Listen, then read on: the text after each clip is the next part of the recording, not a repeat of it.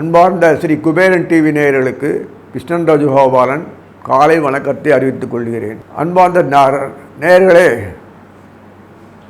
இந்த பங்குனி மாதம் ஒரு அருமையான மாதம்தான். ஒரு டேர்னிங் பாயிண்ட் எல்லாரும் கிடைக்கும். கிரகநாதர்கள் மீனத்தில் இருக்கும்போது சூரியன் இருப்பார். பங்குனி மாதன்றதுக்காக சூரியன் கூட புதன் வக்கரமாகி உட்கார்ந்துருப்பார். அப்புறம் சுக்கிரன் இருப்பார். இதெல்லாம் நமக்கு எதுக்குன்னா, பாம்பு ராகு கூட இருக்குது. சூரியனோட பாம்பு இருந்தாலே பிரச்சனை தான். ஆனால் நம்மளை அப்பப்போ அரவணைச்சி காப்பாற்றுற அளவுக்கு இந்த புதன் சுக்கிரன் தான் பண்ண முடியும் அவர்கள். அதனால் இந்த புதன் வக்கரமாகினாலே பாம்பு அடக்கிறார் கர்ப்பத்தை. அதே மாதிரி வக்கரமாகிட்டு கீழே இறங்கிடுவார். அப்புறம் கீழே சனீஸ்வரர் உட்காந்துருப்பார் கும்பத்தில். சனீஸ்வரர் இப்போதைக்கு போக போதில் அது இந்த விசுவாசு வருஷம் மாசி மாதத்து வரைக்கும் 2026 அது வரைக்கும் கும்பத்திலேயே உட்காந்துருப்பார். அதனால் அந்த ப்ரொடெக்ட் பண்ணுறதுக்கு இந்த குரு மீனத்துக்கு போனால் தான் ரொம்ப சௌரியம். அதனால் இது கவலைப்பட தேவையில்லை. கூடையே நமக்கு வேண்டியவங்களாம் இருப்பாங்க. அதனால் நமக்கு பொறுத்த வரைக்கும் நமக்கு வேண்டியது எல்லாம் கிடைக்கும். கொஞ்சம் அடுத்தவனை பார்த்துட்டு இந்த மாதிரி இருக்கேன்னு பயம் கொள்வது நம்ம வழக்கம். ஏன்னா அச்சம் பயம் வரும் நமக்கு எப்போதுமே. ஏன்னா எப்போதும் சமுதாயத்தில் எல்லாம் கலந்துருப்போம். இந்த நேரத்தில் நமக்கு சுதந்திரம் இருந்தாலும் இந்த நேரத்தில் கைப்பொருள் காணாமல் போகும், தொலையும், பாழாகும். இதெல்லாம் சர்வசாதாரணமாக நடக்கும். இந்த வருஷம் முடியும் போது இவ்வளோ கிரகங்கள் நமக்கு இருக்காங்களே, சுக்கிரன் இருக்கார், புதன் இருக்கார், சூரியன் இருக்கார், எல்லாம் ஒன்றா உட்காந்து கொடுக்க போகிறாங்கன்னு வச்சுக்காதீங்க. கொடுக்குறாங்க. நமக்கு அவ்வளோ சாமர்த்தியம் இல்லை. கொஞ்சம் சாமர்த்தியம் இருக்குது, நல்லது. ஏன்னா செவ்வாய் கடகத்துக்கு பேர்ந்த உடனே அட்டம பார்வையை கும்பத்தில் இருக்கிற சனீஸ்வரனை பார்ப்பார். அது ஒரு பெரிய அட்வான்டேஜ். இன்னொன்று பின்னாடி குரு புது வருஷத்தில் மாறினவுடனே நமக்கு ரொம்ப சௌரியம். மிதுனத்துலேருந்து அழகாக பார்ப்பார். சனீஸ்வரனை பார்க்குறார், ரொம்ப கவலை இல்லை. ஆனால் நம்ம பிரச்சனைகளுக்கு ஒரு பெரிய அருமை இருந்ததுன்னா ராகு புது வருஷத்தில் கீழே இறங்கிடுவார். அது வரைக்கும் நமக்கு சனியினோட ராகு பர்மனெண்ட்டாக இருப்பார். ஒரு வருஷம் 11 மாதம் வரைக்கும் இருப்பார் நமக்கு. அப்படின்னா என்ன அர்த்தம்? ராகுத்துவனோடு வாழறோம். சர்ப்பங்கள் வளைவு இருக்குது. நமக்கு எப்படி சாமர்த்தியம் வாழணுன்றது கற்றுக் கொடுத்துருவார். கவலைப்பட வேண்டாம், சந்தோஷம் வேணாம். மனசில் மொத்தம் நிம்மதி இருக்காது. பீஸ்ஃபுல் லைஃபு நமக்கு ஃப்ரீயாக இருக்கணும். அப்படி இருந்தால் தான் நமக்கு ஒரு மனசுக்கு ஒரு திருப்தி கிடைக்கும்.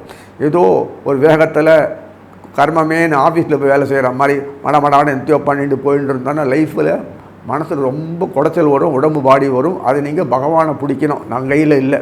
அதனால் எல்லா வசதியிலும் கொடுப்பான், எல்லாம் கொடுப்பான், உறவுகாரங்களும் எல்லாம் அனுபவிக்கலாம். ஆனால் என்ன பிரயோஜனம்? ஒட்டியும் ஒட்டான ஒரு வாழ்க்கையை கொடுத்துட்றானே அப்படின்னு போது கொஞ்சம் கஷ்டமாக இருக்கும். அதனால் நீங்கள் உறவுகாரங்களோட சந்தோஷமாக வாழறதுக்கு உண்டான முயற்சிகளை பண்ணுங்கள். நண்பர்களோட குற்றம் குறைய பார்க்காம இருங்க, அது போதும். ஏன்னா பெருசாக ஒன்றும் கிரகங்கள் மாற்றம் கிடையாது. செவ்வாய் கீழே வருவார், கடகத்துக்கு வருவார். அழகாக பார்ப்பார். பின்னாடி இருக்கிற சூரியனில் பார்க்கக்கூடிய அமைகள் சனியிலும் பார்ப்பார். இந்த ராகு கீழே இறங்கிற உடனே புது வருஷத்தில் அவரையும் பார்ப்பார். ஸோ இத்தனை விஷயங்கள் இருக்குது. குரு மீனத்துக்கு போவார் புது வருஷம். அது வரைக்கும் அமைதியாக ரிஷபத்தில் இருக்கிற குருவும் மீனத்தில் இருக்கிற சுக்கராச்சாரியரும் ராசி பரிவர்த்தனை பண்ணுறாங்க. இதெல்லாம் நம்மளை ப்ரொடெக்ட் பண்ணுறாங்க.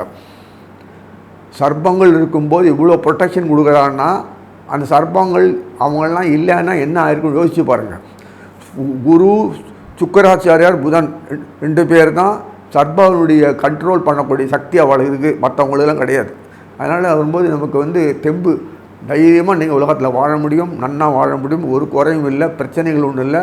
அடிக்கடி சனீஸ்வரர் வக்கரமாகிறது, குரு வக்கரமாகிறதும் பயப்பட வேண்டாம். புது வருஷத்தில் இந்த பங்குனி மாதத்தில் நமக்கு தெளிஞ்சிருப்பே, நமக்கு கிளியராக புரியும்.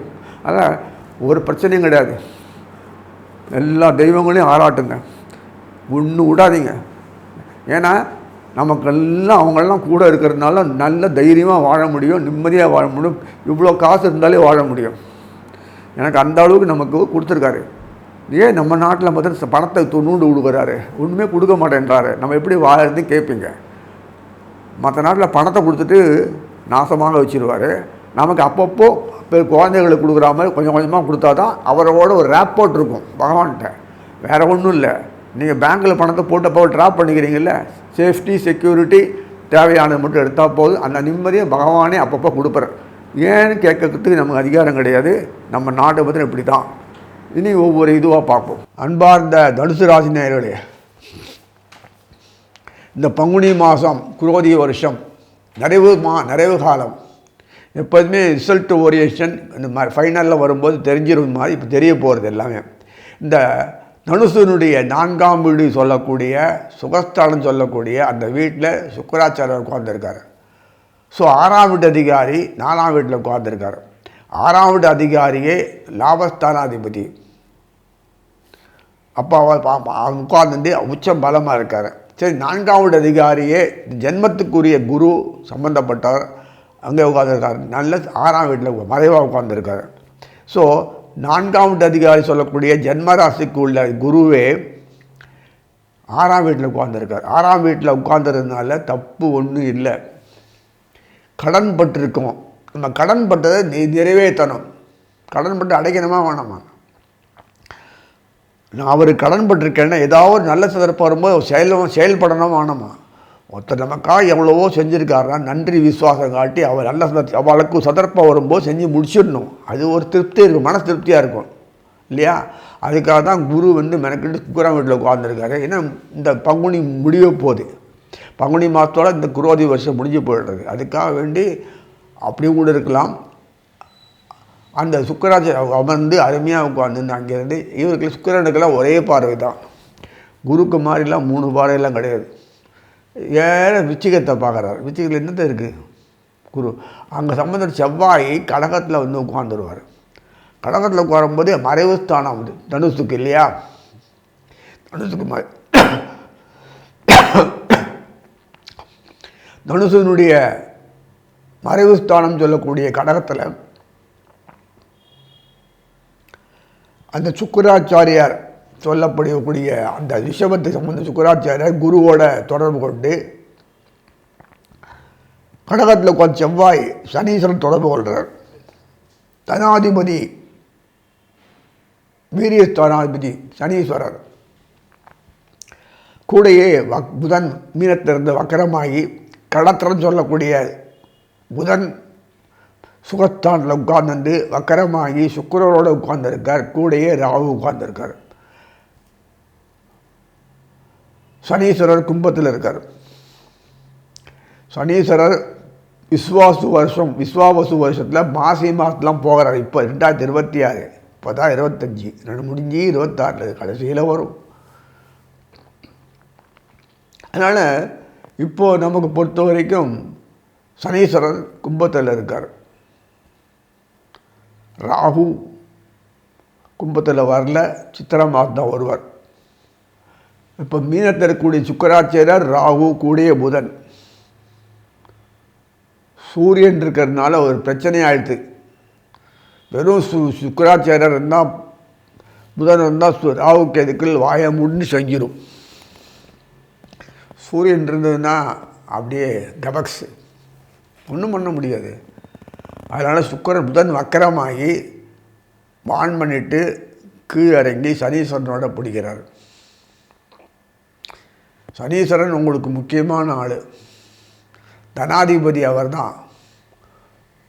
அதே சமயத்தில் வீரியஸ்தானாதிபதி 3ஆம் வீடு இக்னிஷன் ஸ்டார்டிங் அது முக்கியம். அங்கே உட்கார்ந்துருக்கார். கும்பத்தில் உட்கார்ந்து சனீசன் புதன் வக்கரமாக கீழே உட்கார்ந்துப்பார்.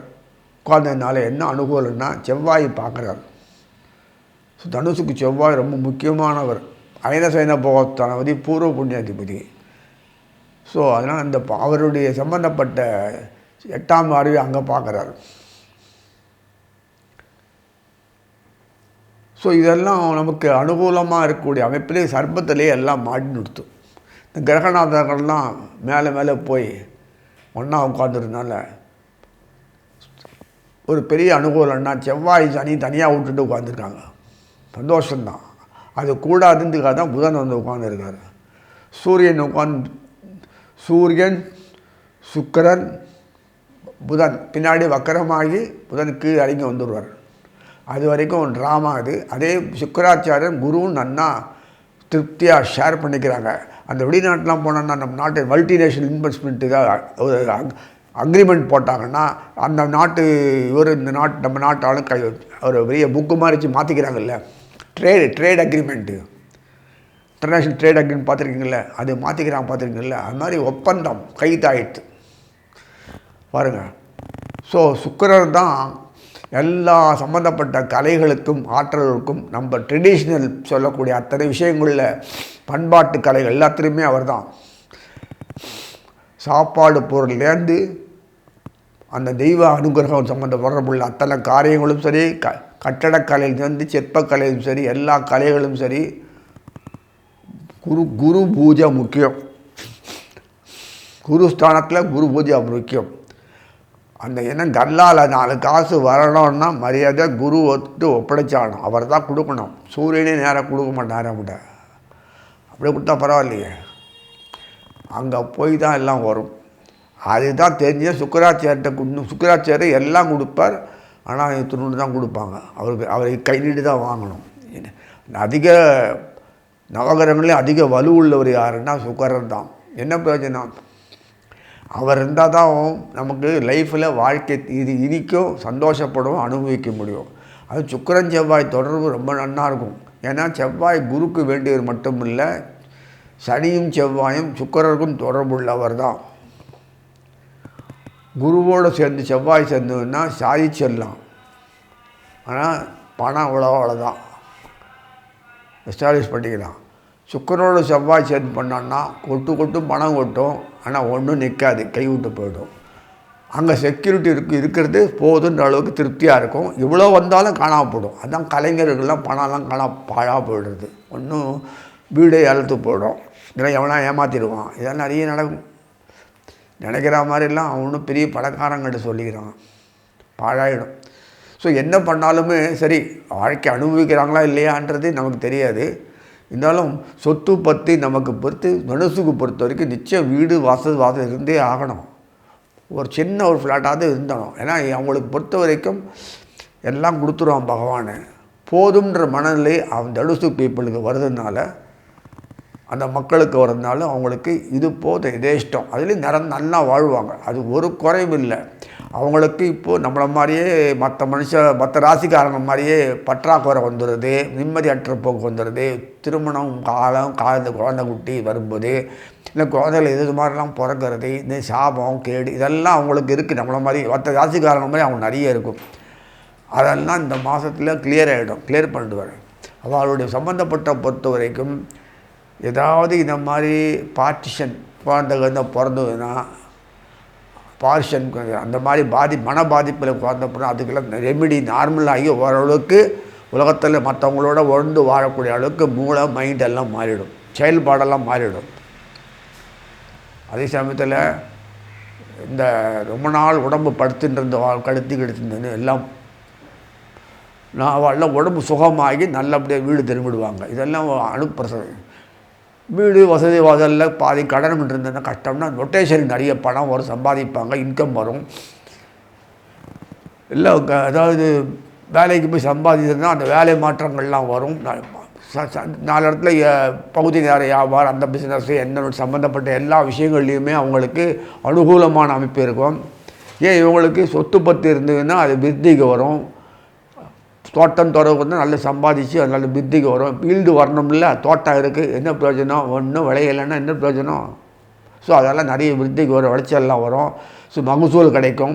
தன்னெல்லாம் இருக்குது. குழந்தைகள் விருத்திக்கு வந்து அதில் தந்து படித்து முடித்து எல்லாம் வேலைக்கு போய் சம்பாதிக்க ஆரம்பிச்சிடும்.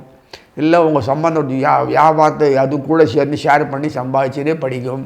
எத்தனை ஆற்றல்கள் இருக்கும். அனுகூலமான முறையில் உறவாரங்கள்லாம் வருவாங்க. அப்புறம் உடம்பு படுத்திடுதுன்னா வந்து நல்ல குணமாகிடுவீங்க. இதெல்லாம் வந்து இந்த மாதத்தில் பண்ணி தான் ஆகணும் உங்களுக்கு.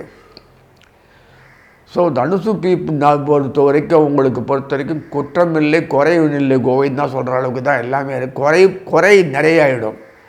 நீங்கள் குறைன்னு மனசை நினச்சாலே உடனே நிறைவு தானாக வந்துடும். அனுகூலம் இருக்குது. எப்போதுமே குருக்கும் சுக்கருக்கும் ஒரு பெரிய கான்ட்ரவர்சி. சுக்கராச்சாரியார் நீ கொடுக்குறியோ இல்லையோ வாழ்க்கையில் அசனைகள் நிறைய நான் வேணும்னு சொல்லிட்டு செவ்வாய் கை வச்சுப்பார். அதே குரு செவ்வாய் கை வச்சுன்னு சொத்துக்களை பத்திரமா பார்த்து புட்டியில் வைடா, வெளியில் சொல்லிக்காதரா போதும் அப்படின்னு சொல்கிற அளவுக்கு பண்ணுவார் செவ்வாய். இங்கே அவர் வந்து வசனையை கொடுத்து சம்பத்து நன்னா அனுபவிக்க வைப்பார். ஆகா ஓகோ போஷ் வாழ்க்கை ஒரு நாளைக்காவது போக வாழ்க்கை தனுசுக்காரன் வாழ முடியாது. அதே சமயத்தில் சுக்கர சம்பந்தப்பட்ட அதே சமயத்தில் பட்டால் மிதுனமோ அதுவோ பார்த்தோன்னா அவனுக்கும் மாற முடியாது, கலத்திரமோ. இந்த டக்கஃபார் வச்சுருக்காரு பாருங்க. இந்த 2 பேர் தனுசுக்கும் மீனத்துக்கும் இந்த அந்த உபயராசினால அந்த புதன் தான் இந்த காரணம். பொதுப்பாக இந்த புதன் அழகாக பேலன்ஸ் பண்ணுறத பாருங்கள். தனுசுக்கு மிதன புதன் தான். ஸோ வீட்டில் சொன்ன மாதிரி ஆக்டிவேட் பண்ணுவார், வெளியில் சொன்ன மாதிரி ஆக்டிவேட் பண்ணுவார். அந்த கலத்தரம் சொல்லக்கூடியது. அதனால் எல்லா லைஃப்லேயும் நமக்கு ஒரு போதும்ன்ற ஒரு எண்ண உணர்வுகளை கொடுக்கறதோ மட்டும் இல்லை, திருப்தின்னு கொடுப்பார். போதும்ன்றது இல்லை, திருப்தி. போதுன்ற வார்த்தையே நம்ம வரப்போகிறது இல்லை. அப்புறம் தானே திருப்தி.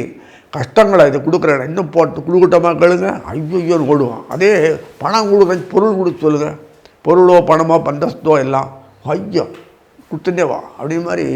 நம்மளுடைய ஆசைகளுக்கு ஒரு முற்றுப்புள்ளி வைக்கணும்னா அந்த போதும் நிறைய சாட்டிஸ்ஃபேக்ஷன்ற அந்த தனுசுக்காரர்கள் பொறுத்த வரைக்கும் எல்லா விஷயத்துலையும் மங்களமாக குடும்ப விருத்தியாகும்.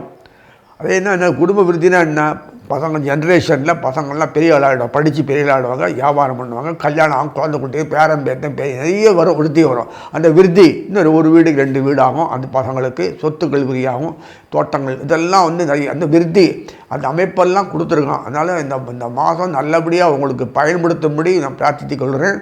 எல்லாம் அனுகூலமாக இருக்கும். உடம்பில் நோய் நோட்டம் எல்லாம் காணாமல் போயிடும். எப்படி தூக்கத்தில் இருந்த உடனே நம்ம டக்குனு பூமி விழிச்சு ஆகா விடிஞ்சாச்சுன்னு சொல்கிற மாதிரி வாழ்க்கையில் விடியலை பார்க்கக்கூடிய அமைப்பு இந்த மாதம் உங்களின் தொடர்ந்து இருக்கிறது என்று சொல்லி வாழ்த்தி அமைகிறேன். ஸ்ரீ குபேரன் டிவியை பார்த்தமைக்கு நன்றிகள். மேலும் இது போன்ற தகவல்களை தெரிந்து கொள்ள ஸ்ரீ குபேரன் டிவியை சப்ஸ்கிரைப் செய்யுங்கள். மறக்காமல் பெல் ஐக்கானை கிளிக் செய்யுங்கள்.